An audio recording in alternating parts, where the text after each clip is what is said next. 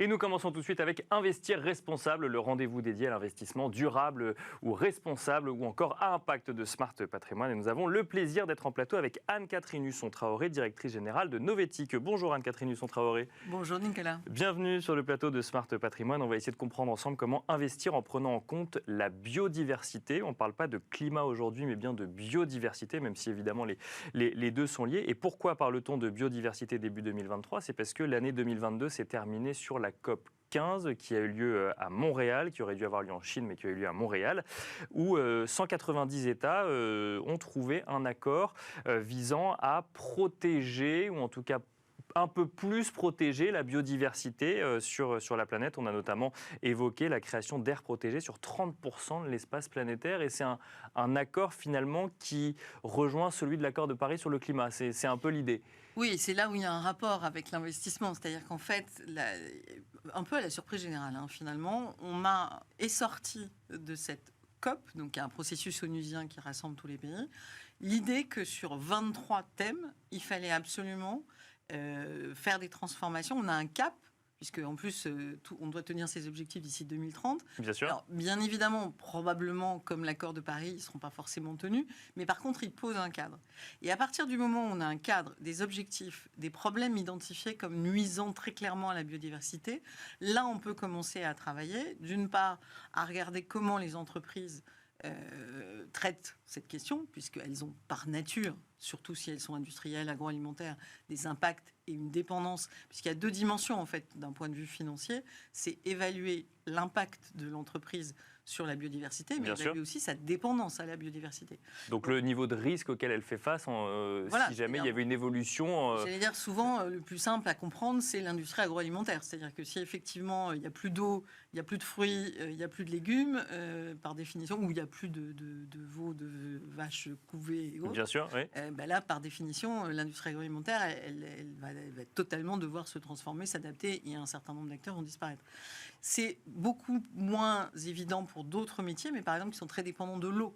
Pour faire des verres de lunettes, pour les microprocesseurs, il faut énormément d'eau et de l'eau pure. Et donc, si on a les deux crises en même temps, que sont celles du climat et celle de la biodiversité qui s'aggravent l'une l'autre, forcément, si vous avez besoin d'eau pure pour fabriquer des microprocesseurs et que vous ne l'avez plus, comment vous fabriquez vos microprocesseurs ? Donc en fait, c'est très concret, les sujets de biodiversité. Mais alors là, pour le coup, on a un accord politique, un accord entre 190 États qui fixe des objectifs, mais qui ne trace pas non plus une feuille de route précise pour les entreprises et pour les financiers. Alors, c'est vrai, et d'ailleurs, certains lui ont reproché d'être assez...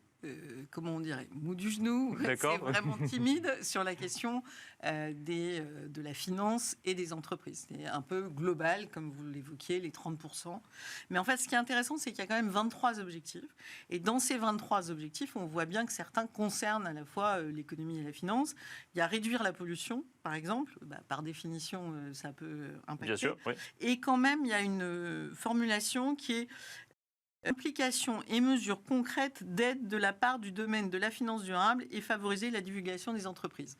Comprendre, ça c'est du français traduit de l'anglais. Bien sûr, oui. En gros, comprendre que bien sûr la finance durable doit prendre en compte ce fameux accord sorti de la COP 15, premièrement, et deuxièmement, qu'on attend un reporting des entreprises, des données qui permettent de mesurer ce que je disais tout à l'heure, c'est-à-dire impact et dépendance.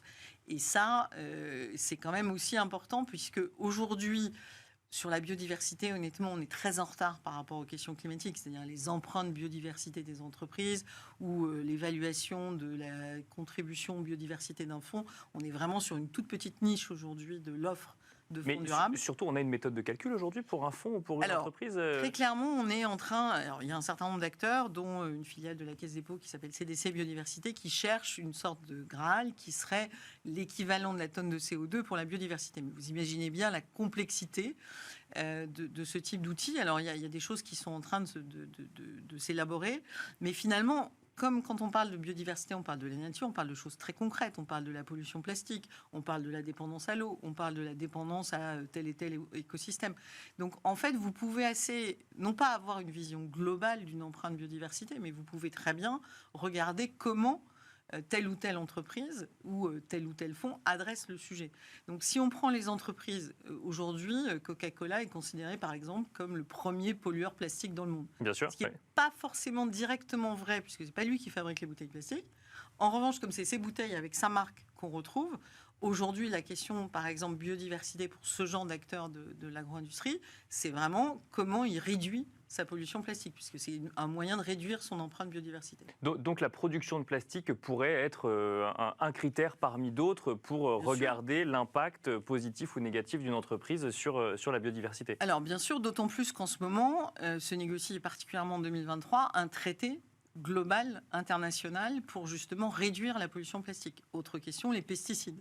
Donc, en fait, par cette logique de protection globale de la biodiversité, on remet en cause des sujets qui ont été assez peu traités par le climat, parce que finalement, par le climat, on s'est focalisé sur les énergies fossiles et on n'a pas regardé tout le reste. Là, entre la chimie à travers les pesticides, entre la question du plastique, entre la question de tout ce qui est recyclage, au sens où, si on continue à ce rythme-là, à prélever des ressources naturelles de toute nature, des minerais, aux produits agricoles, c'est pas tenable. Et ça aussi, c'est un message très clair qui est passé à la COP15, c'est qu'en fait, si on ne préserve pas la biodiversité, nous faisons partie de la nature en tant qu'espèce humaine, et donc c'est notre espèce qui est à risque en fait.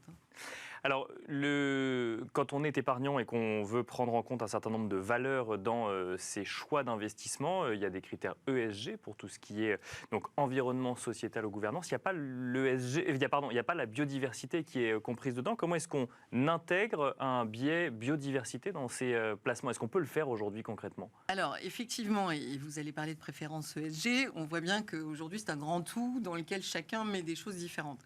C'est vrai que les critères de biodiversité, dont ceux que je viens de mentionner, sont quelque part dans les grilles ESG globales.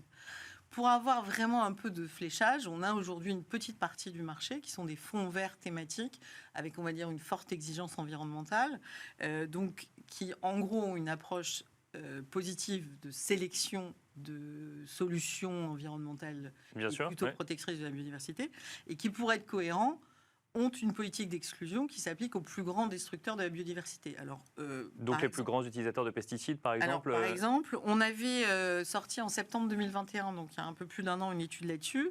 Et en fait, on s'était aperçu, alors c'était une centaine de fonds, hein, on est souvent vraiment sur une petite niche, mais très verte, on va dire. D'accord. Oui. Donc ils sortaient en général l'huile de palme pour des questions de déforestation, les OGM.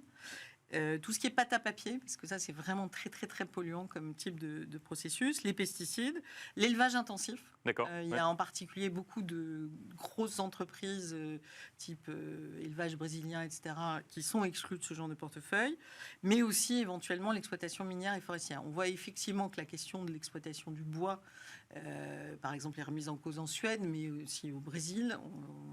Le nouveau gouvernement Lula a nommé comme ministre de l'Environnement quelqu'un qui est vraiment très actif sur la lutte contre la déforestation. Donc, on voit qu'il va y avoir, si tout va bien, une transformation de l'économie dans toutes ses dimensions aujourd'hui, que peut entraîner finalement beaucoup plus l'accord sur la biodiversité que l'accord de Paris. D'accord. Parce qu'en fait, et c'est ça qui est surtout important, c'est des sujets tangibles, concrets, et donc on peut travailler plus simplement que la notion d'émission de gaz à effet de serre, si vous me permettez, qui est un peu gazeuse. Et alors, juste pour bien comprendre quand même les exemples que vous nous donnez, que ce soit pâte à papier ou déforestation ou autre, est-ce que avec une grille ESG classique, c'est des investissements qui sont toujours proposés à des épargnants? Alors, c'est clair qu'aujourd'hui, l'ESG classique très large, il prend le marché tel qu'il est. Alors, je ne vais pas vous raconter que l'ensemble des grandes entreprises cotées sont complètement à fond sur la réduction de leur empreinte biodiversité. Donc, ce qui est intéressant aujourd'hui, c'est plutôt, et c'est ça que pourrait apporter l'accord de la COP15, c'est vraiment l'idée que si on veut être sérieux sur la biodiversité autrement qu'afficher une belle action à tel ou tel endroit de la planète, il va falloir vraiment avoir des critères beaucoup plus drastiques, qui sont évidemment différents selon qu'on est un agro-industriel qui a des problématiques d'emballage ou d'impact pesticides, par exemple, et d'une entreprise qui fabrique des microprocesseurs. Ça ne va pas être la même chose. Mais c'est vrai qu'on voit très bien que, et ça pourrait y pousser, à avoir, plutôt qu'un ESG qui embrasse large et qui finalement ne ramène pas grand-chose dans ses filets, d'avoir de l'ESG plus thématique, parce qu'il sera capable du coup de démontrer l'impact qu'aura eu cette analyse sur la sélection du portefeuille au final. Alors, pour bien comprendre, pour ceux qui nous écoutent, est-ce que, alors vous l'avez un petit peu mentionné, une entreprise qui pratiquerait, je ne sais pas moi, l'économie circulaire par exemple ou autre, relèverait d'un coup d'un seul, aurait une meilleure note en matière de biodiversité par exemple? Alors oui, tout à fait, puisque un des moyens, c'est alors en plus très clairement dans le cadre européen, un des moyens finalement de proposer un système économique qui préserve le plus possible la biodiversité, c'est l'économie circulaire, puisqu'elle est à la fois basée sur le recyclage, sur la limitation autant que faire se peut du prélèvement sur les ressources naturelles. Donc tout ce qui relève de cette économie-là, et alors par contre, on a encore aujourd'hui très peu de fonds, parce qu'on a très peu d'entreprises où on est plutôt dans le monde de l'impact. Bien sûr, oui. Mais dans les grandes entreprises cotées, ça reste encore marginal. Sauf que, et on le voit très bien par exemple sur la question des minerais, c'est-à-dire que les besoins actuels, si on continue les tendances, la Terre ne pourra pas, la Terre, la mer, rien ne pourra produire ce dont on a besoin. Donc il va bien falloir accélérer considérablement sur les capacités de recyclage, de réutilisation, de réemploi. Et donc cette économie circulaire, elle est l'économie de demain. Mais pour l'instant, pour l'identifier au sein de l'ESG, il faut aller très en profondeur. Mais je pense que ça va se développer très vite. Merci beaucoup Anne-Catherine Husson-Traoré d'être venue sur le plateau de Smart Patrimoine. Je rappelle que vous êtes directrice générale de Novetic. Merci de nous avoir expliqué comment investir en prenant en compte la biodiversité. Merci beaucoup. Merci à vous également de nous avoir suivis. On se retrouve tout de suite dans Enjeu Patrimoine.